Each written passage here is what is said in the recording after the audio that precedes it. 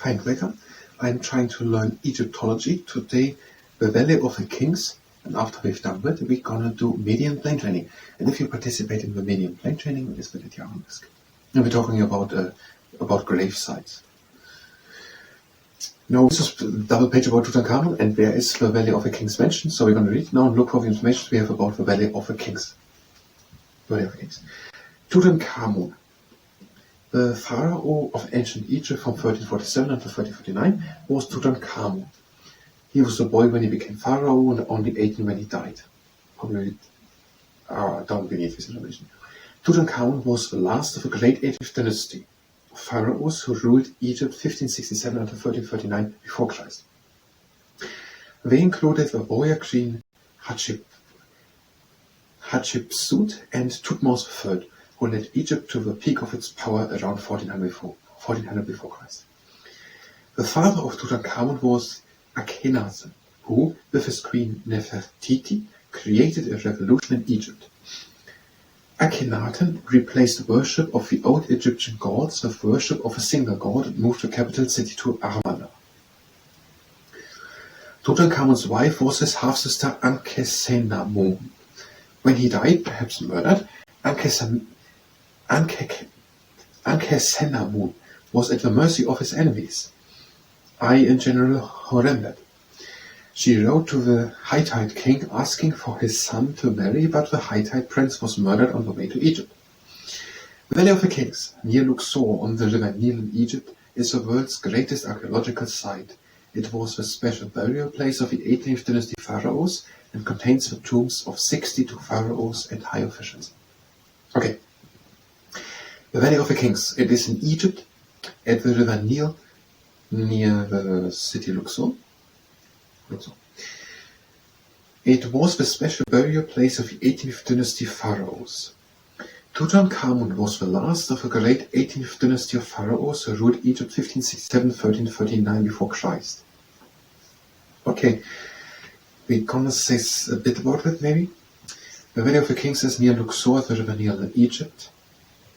By saying it is the world's greatest archaeological site.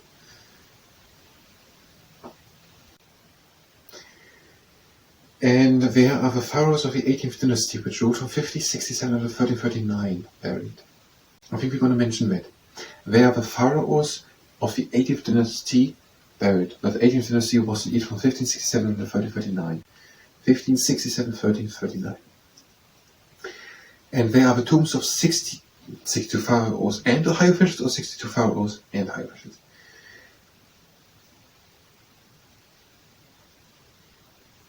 (62 pharaohs) and also high officials. I think it's additional. Okay, we said information here. What do we have? Do we say anything else to Tutankhamun? Do we mention more pharaohs buried? For example, pharaohs of the 18th dynasty would be. Do we mention them? Hatshepsut, Thutmose III, Akhenaten, or Tutankhamun. I think we should. On the other hand, makes good sense for a video or a presentation about the Valley of the Kings, and then just name these four. Name these four pharaohs. For example, it makes at least sense to name one or two, and it would make it feel like a proper video. Let's try to name one for Hatshepsut, Thutmose III, Akhenaten and Tutankhamun. Hatshepsut. Let's look at how it's maybe able to say it word. It's Hatshepsut. Hatshepsut. I would say Hatshepsut is at least an option to pronounce it in a fast way as a name would be pronounced. But I said already in the previous part, but I think, now where I see all these names, Ankhesenamun, that we probably also shorten them down and call them not by the full name. Hatshepsut.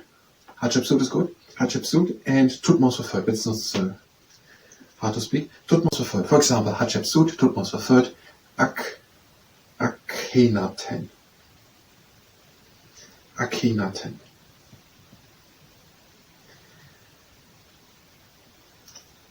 Akhenaten. Hatshepsut, Thutmose III and Akhenaten. Akhenaten and Tutankhamun. 62 et al. And also high officials. Tutankhamun's tomb was the only tomb in the Valley of the Kings not plundered over centuries. When opened, it contained 5,000 items, including many fabulous carved and gold items. Okay, we're going to mention it. Over the course of the centuries and millenniums, these tombs of the pharaohs and high officials were all, with one exception, plundered, and they were all buried with a lot of treasures, with a lot of fabulous things, with fabulous and precious objects, with things of great worth, with treasure. Now, one tomb was not plundered. It was then discovered in 1922. But it's still about the Valley of the Kings. Isn't it a bit too much? I think, as I heard over the course of some time about the Valley of the Kings, that the main story is the one of Tutankhamun. If you see it as a complete thing, there are 62 pharaohs, and now to speak about Tutankhamun is a bit not completely objective. It's a bit just of that what is well known in the history of humankind. So to concentrate on Tutankhamun, there are 61 other pharaohs. Why not concentrate on Tutankhamun? Because it's the only one not plundered. So we're going to mention it, but let's look at it, keep it a bit short, a bit more objective, and not focus on just one tomb. Maybe it's... No, we don't know if it's religious one. The other ones were plundered. And would it make sense? Now, the empire reached its peak until around 1400. So this is Egyptology, not just about that, so we can go a bit somewhere else. The Egyptian empire, the way say, reached its peak under Thutmose III until around 1400. Now, in a way, would it make sense that now after the peak was reached, the most treasures would be there to make the most opulent tomb? But I don't know. I'm a bit thinking about, speculating about, was not Tutankhamun's tomb the magnificent one, the most fabulous one? So why concentrate now on Tutankhamun? That's just basically the question. We're talking about Egyptology, about all 62 pharaohs of the 18th dynasty, not just Tutankhamun, just because there is something fun about it. Whatever. Tutankhamun, we're going to mention it at least, was discovered in 1922, the only one not plundered. That makes us exceptional, and therefore we can mention it objectively by Howard Carter. And it's already too much if you mention Morven. This is also much. And maybe we're going to do a little speculation. It would be founded more or less on actual facts. We could say, and now this, we're going to list now a bit, what is in Tutankhamun's tomb can give a little insight what now the other 61 pharaohs had. At least as an example. I mean, how do we even know if they had anything at all? If it was plundered. Imagine Tutankhamun's tomb would have not been found. How much would we then know about what the pharaohs were enshrined? Imagine all the treasures were made. Maybe there are some pictures at the walls or something, but I don't know, it's a bit just the knowledge about Tutankhamun's tomb. The other ones were plundered, and then guessing how much was the other one. Were they sealed forever? Now, imagine, just a little hypothetical idea, and now we're talking a bit more about other things also, but different also. Imagine just that treasures would be passed on. Now, I'm pretty sure that the tombs were sealed and never reopened. But imagine that if a pharaoh dies, just technically, like it's happening with other places, but now some centuries or some decades later, the tombs reopened, the treasures taken out and passed on to the next pharaoh. Now, it doesn't really make sense because it seems as if they were really enshrined never to open them again, and the treasures stay there forever. But how do we know it? And then just a little thought, when were they plundered? Were they already plundered 3,000 years ago? Is it possible that the same objects came again into circulation and were then brought back into the next pharaoh's chamber? I think I'm thinking way too deep, but I'm not sure. This is Egyptology, so why not really actually think about how did it actually work out? What do we know? Because here experts worked out the dates of Tutankhamun's reign from the date labels on wine jars left in the tomb. So if we wouldn't have dates on some wine jars in the tomb, you wouldn't know really when Tutankhamun was king or pharaoh. Now, why not think on and think, what if we wouldn't have found these wine jars? What of our thoughts about it would be wrong? And what things are wrong just because we have just one example? Just because it is just one example, not because just one example doesn't speak for all, but just because it is one example, everything is distorted because it is just one. I'm not sure if I'm able to explain it, but this is something mathematical, which I sense I'm not sure if it's actually true. But I think I'm talking way too much. We're going to end it here because we're over time. We're 10 minutes in.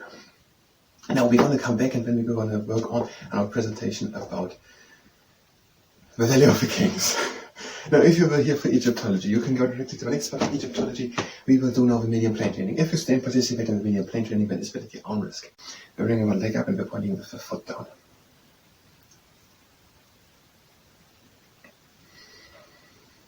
And we'll foot up and down, up and down. And the other leg up and point the foot down. Up and down. And now, the legs wide apart. And the toes are pointing forward and we're stretching the inner side of the leg.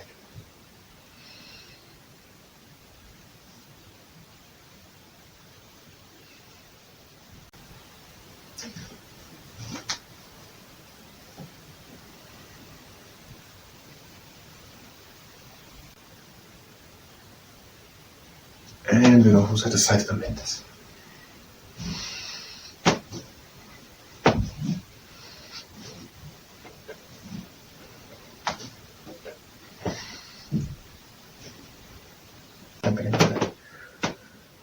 And put now we're bringing one leg up.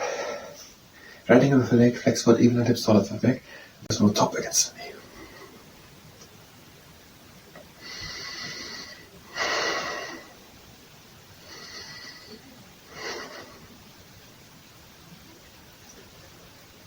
And the other leg up.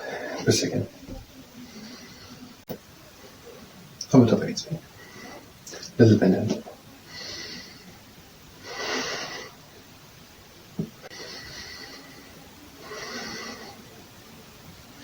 And the other leg up and press up on the inside.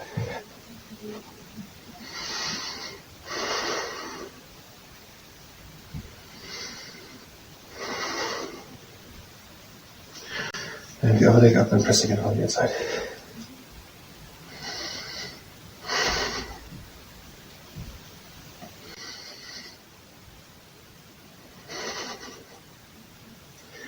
And the other leg up and press your knee up and to the side.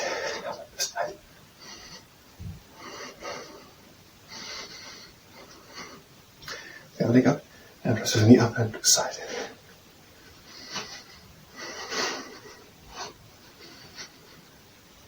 And now, last exercise already, the heavy swing your leg up, press on the outside, and go slowly.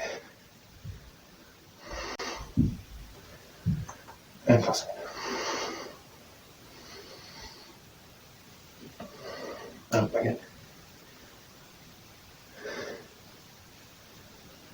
And close again.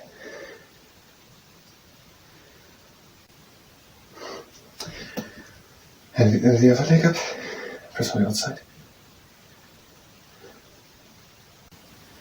Close again. And another time.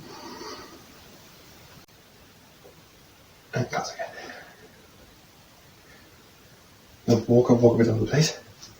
Legs wide apart, breathing out loud. And breathing in out. And in. And out. Breathing close to legs. And out. There's another thing special about Tutankhamun. He was just 18 when he died, and he was murdered.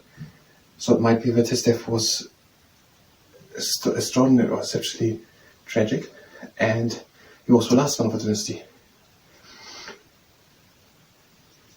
Now, why exactly was tomb not found? And the next thing is, one could maybe calculate 62 times the treasures which were in Tutankhamun's tomb.